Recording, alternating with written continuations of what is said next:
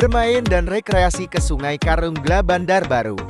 Ribuan pengunjung wisatawan lokal menghabiskan hari libur. Berekreasi bersama keluarga. Suasana lebaran di perdesaan mandi ke sungai adalah pilihan.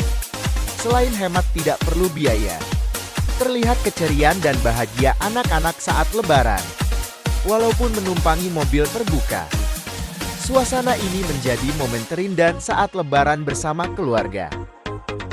Dengan menempuh jarak sekitar 10 km dari kota Luang Putu, dengan pemandangan jalan yang indah dan berliku menambah panorama menjadi indah. Terlihat keceriaan anak-anak saat mandi di Sungai Karungga.